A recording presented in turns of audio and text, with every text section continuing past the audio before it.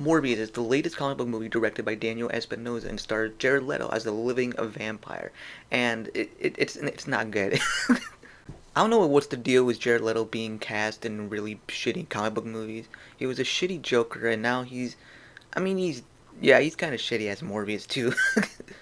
I kid you not, I almost fell asleep watching this, and I haven't done that since I've seen the Eternals back in like November of last year. The movie starts out with something that reminds me of that should have been in Batman Begins, but it's in Morbius. I don't know why, but it reminds me of it a lot. So anyways, the plot of the movie is Dr. Michael Morbius has this disease that's going to kill him, so he tries to find a cure in bats, which is definitely not resemblance of Man-Bat from the Batman. But oh well. But as usual, it goes haywire. Morbius becomes a vampire and goes on the run from the cops after he kills a ship crew. One thing I found funny about this movie is that the movie tries to justify Morbius killing the ship crew because when the Tyrese Gibson arrests him and starts interrogating him, his funny haha side cop, he's like, yeah, they were mercenary, they were probably rapists or stuff. They probably deserved it, lol. We couldn't care less. And the villain, by the way, who's played by Matt Smith of Doctor Who fame, you could tell he's having a fun time with the role, but his character is just so cliche. I guess cliche. That was the word I was looking for. He's the best friend of the main antagonist. He has the same disease as the main antagonist. He does this one thing that the protagonist tells him not to do, and he becomes the villain. It's like Harry Osborn in The Amazing Spider-Man 2. I was waiting for Matt Smith to go, "You're a fraud, Michael." You're a fraud, Spider-Man! And he also reveals himself like a dumbass because when Morbius is in the prison, uh, uh, why do I want to call him Tobias? It's not Tobias. Milo. There you go. Milo goes in as his lawyer to sneak him some blood, because then Morbius is gonna go fucking crazy. So he goes in, he's like, "All right, buddy, see you later," and then and then he walks out of the cell and leaves his cane because he comes in with a cane, and he walks out. He walks out of the prison like smoking a cig. And my question was like, wait, shouldn't the police like question him? Shouldn't they be like, "Hey, buddy, you came in with a cane. What the hell happened to him? What the hell happened to it? You look like you were about to pass out, and now you're like all fine and dandy." Morbius leaves or escapes the prison, I guess you could say, and tries to find Milo. Yeah, that's it. Yeah, I keep forgetting his name, Milo. And they have a little fight. And by the way, the fight scenes here are are so bad, dude. First of all, you could barely see them even fight. You could barely even see the fight.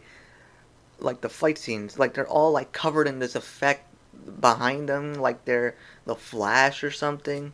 Like I kid you not, Morbius. It feels like Nightcrawler from X2, with like the jumping around and the effects behind him. But like anyway, and also there's a lot of slow mo in this movie for some goddamn reason.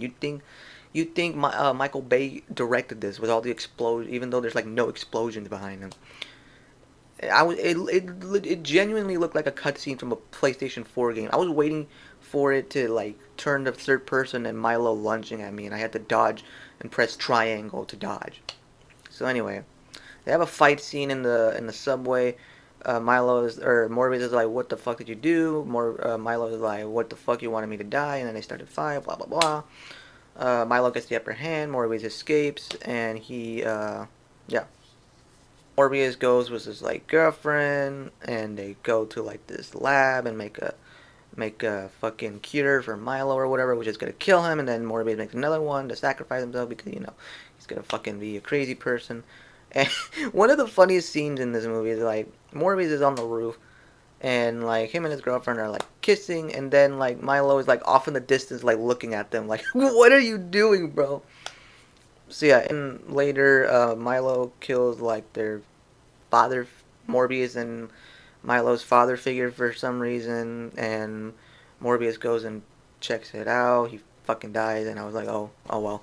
And then Milo actually goes to Morbius' girlfriend. I think Milo kills her, and then Morbius drinks her blood, and then that turns her into a vampire, which makes no sense because now he has to worry about her.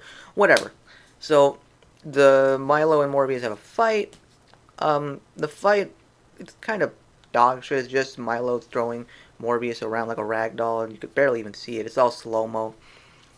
And then Milo chugs Morbius into this underground place, whatever.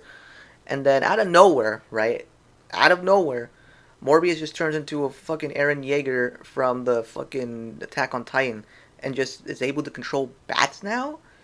And I I don't even think that's part of his power set, but he just like he like yells, and then all of the bats just start like forming around him. Like what the fuck? And then he like chugs the bats at Milo like the Titans. He's like